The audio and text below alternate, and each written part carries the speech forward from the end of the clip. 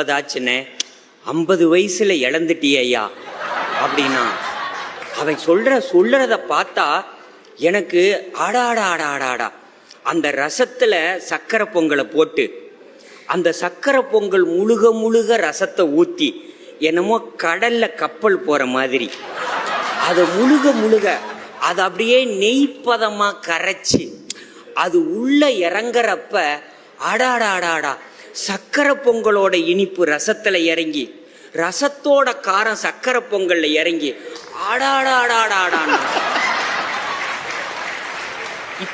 இப்படி சொல்லும் போதே எனக்கு வாயில எச்சி ஊறிடுச்சு. உடனே வீட்டில் போய் ராத்திரி நிகழ்ச்சி முடிச்சுட்டு வீட்டுக்கு போறேன். என் மனைவி தூங்குனாங்க. எழுப்பி ஒரு அடுப்புல சக்கரை பொங்கலை வையி, ஒரு அடுப்புல ரசத்தை வையின்ட்டேன். ஏன் நல்லா தானே வீட்டை விட்டு வெளியே போனேன், இப்போ உனக்கு என்னாச்சு?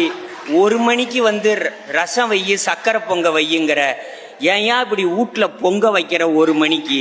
அப்போ நான் இல்லை வையின்னேன். நான் வெங்காயம் அரிஞ்சு கொடுக்குறேன், பூண்டு அரிஞ்சு கொடுக்குறேன். அதை வச்சுட்டு கரைச்சி, சார் வாய்க்கு கொண்டு போகல சார், மூக்குக்கு கூட கொண்டு போக முடியல சார். அதை அப்படியே வச்சுட்டு அவங்கிட்ட போய், நீ ஏன் அப்படி சொன்னேன்னு கூட நான் கேட்கல, அது ஏன்டா என்னை பார்த்து சொன்னான்னு. அவன் சொன்னான், நீ சாப்பிட்ற அழகை பார்த்தேன், நீ எதை வேணுமானாலும் சாப்பிடுவேன்னு எனக்கு தோணுச்சுன்னா.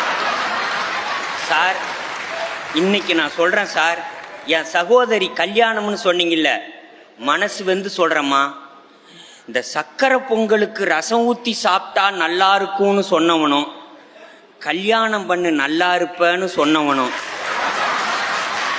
2 பேரும் ஒன்று தான் சார். அவன் நல்லா இருந்தெல்லாம் சொல்லலை, நமக்கு ஒருத்தன் சொன்னான், நாம் சீப்படுறோம், நாம் ஒரு 4 பேர்த்துக்கு சொல்லுவோமே அப்படின்னு தான் சார் சொல்கிறான். இப்போ நான் சொல்கிறேன், கல்யாணம் ஆகும்போது எல்லாருமே சொல்லுவான் சார், போக போக சரியாக போயிடும்னா. ஆனால் எவ்வளோ தூரம் போகணும்னு எவனுமே சொல்லலை.